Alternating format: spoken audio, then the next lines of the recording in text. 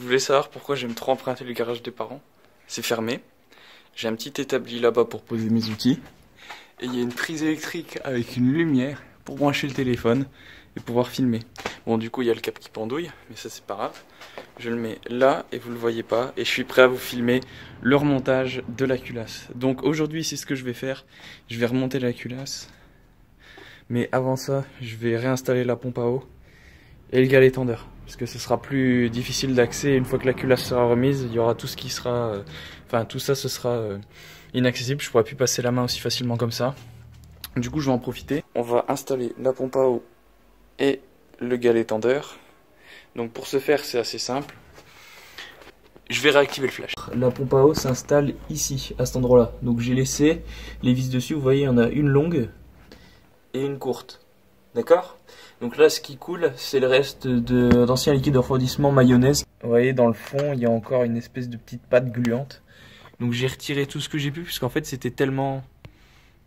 Tout était tellement sale, j'ai eu du mal à nettoyer. Du coup, j'ai pris la jauge à huile, puis j'ai gratté le fond un peu partout, là. Donc j'ai pas gratté dans les chemises, hein, surtout pas, il faut pas le faire. Mais j'ai gratté à cet endroit-là. Donc vous voyez, mes pistons, ils sont assez propres. Bref, sans plus tarder, on va placer au remontage. Il y a un trou qui est plus gros que l'autre. Voilà, je pense que ça se voit là, très bien même. Du coup, le gros trou, il va vers le haut. Vous voyez, ici il y a une longue vis, c'est là le gros trou, et là il y a la petite vis, c'est là le petit trou. Du coup, je vais desserrer les vis que j'avais montées. Donc en fait, ce que j'ai fait, j'avais démonté la pompe à eau. Donc c'est assez simple, hein. Les vis, tu les desserres. Je vais pas tout montrer à chaque fois. Mais en gros, j'ai desserré la pompe à eau. Et ensuite, j'ai remis les vis à son emplacement pour pas les perdre. Du coup, je vais utiliser ça, parce que ça c'est pratique, ça va partout.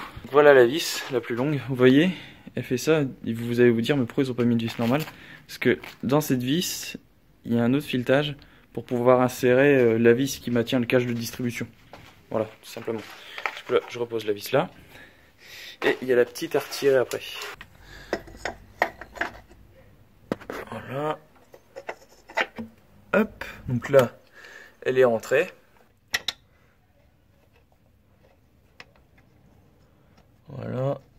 Donc, une fois que c'est dedans, bah... Putain, j'ai une mouche qui tourne autour. Une fois que c'est dedans, on serre. Donc, je vais essayer de vous filmer ça encore de mieux. Voilà, là, franchement, vous voyez bien. Vous voyez, on visse la pompe à eau.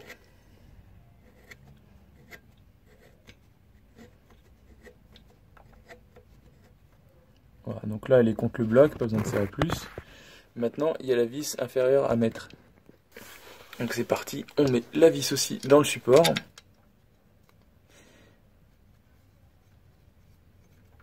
Donc vous voyez, moi j'ai de la chance, je l'ai directement bien calé. Donc on préinsère la vis. Voilà. Donc il n'y a pas besoin de serrer comme une brute. Il faut juste serrer suffisamment.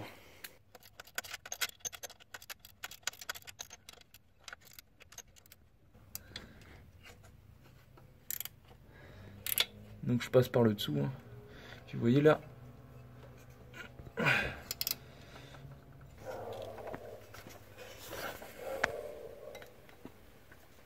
Là c'est serré, vous voyez, je peux pas aller plus fort. Du coup je ne force pas. Donc la vis, on la dégage. Alors la rondelle est sur l'écrou. Du coup normalement les deux viennent ensemble. Ouais, ils sont dans la fenêtre. Alors il y en a, ils vont se dire, ouais mais il y a un sens, comment on sait? Je te montre. Faut que ce côté-là, donc faut qu'en fait, tu vois, regarde, attends, plus simple. De l'autre côté, tu vois, il y a un petit trou et un gros trou rond. De l'autre côté, tu as un carré et un rond. Et bah ça se met comme ça. Faut qu'en fait, le petit trou, il soit côté culasse et que le carré, il soit côté roue droite. Du coup là, je le serre approximativement, juste pour qu'il tienne en fait, hein. Bon, voilà, le nouveau joint est en place, donc ça y est, c'est juste posé dessus en fait. J'ai remis les pions de centrage là, j'ai reposé le joint, donc ça va, il a l'air de bien s'adapter, le joint eBay. Bon, j'ai demandé à quelqu'un de me filmer parce que porter ça tout seul, c'est la merde. Donc voici la pièce qu'on va réinstaller, c'est la culasse. J'ai posé le joint sur la voiture, comme vous pouvez le voir, juste ici. Il est tout beau, tout neuf. Et normalement, c'était l'huile coupable. Attention à mes doigts, merci.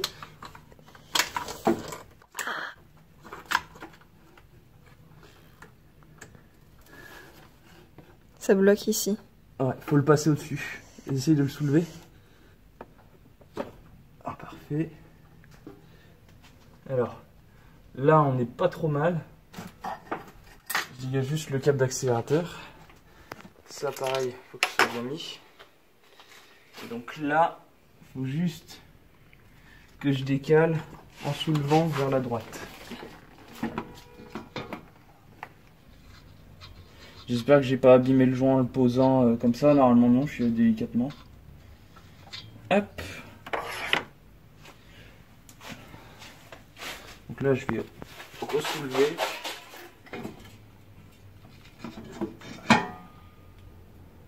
Voilà. Ça m'a l'air d'être en place. Parfait. Donc là, la culasse est reposée sur le bloc. C'était pas simple. C'est vraiment très lourd. Honnêtement, soyez deux. Parce que si vous, imaginons que vous êtes bloqué comme ça, puis tu demandes à l'autre, tu peux bouger ce câble, s'il te plaît. Ah! On voit rien à ce que tu fais. C'est pas grave, en fait, il faut juste chercher la bonne pièce. Oh, ça c'est moins normal. Alors, normalement, c'est ça.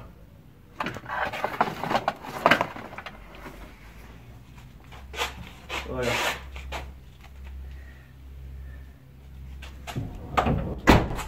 Donc cette pièce-là, on la refixe par-dessus et on serre les vis. Attends, laisse-moi reculer. Tombe pas, hein. C'est le bras ici. Bah ouais, mais bon, maman, elle va être contente.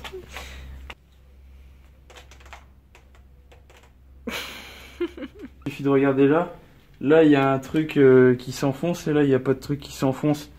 Puis là, il y a un trou. Et là, il n'y en a pas. J'ai ramené les vis de culasse neuves. Faut mettre des vis neuves, c'est tout. Voilà. Du coup, j'en ai racheté des neuves. Parce que c'est seulement 10 € les 10 vis. Ouais, c'est pas très cher. Et sachant que les anciennes vis, elles prennent tarif quand on les resserre, je préfère en foutre des neuves. Oh. La culasse a bougé. Un peu. Hein. Donc ça va juste se mettre en face dans le bloc. Voilà.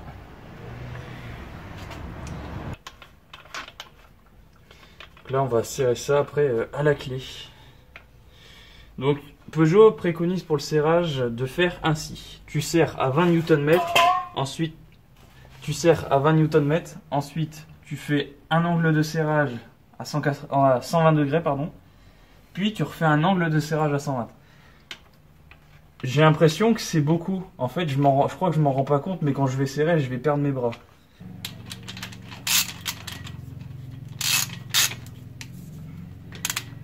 Voilà.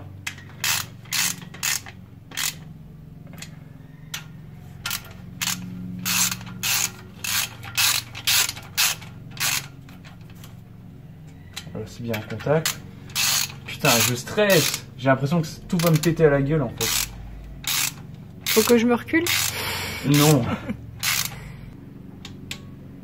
Parfait. C'est bon. Alors là, par contre, tu vois là, quand je vais serrer, faut que je tienne ça et que je tourne. Par contre, moi,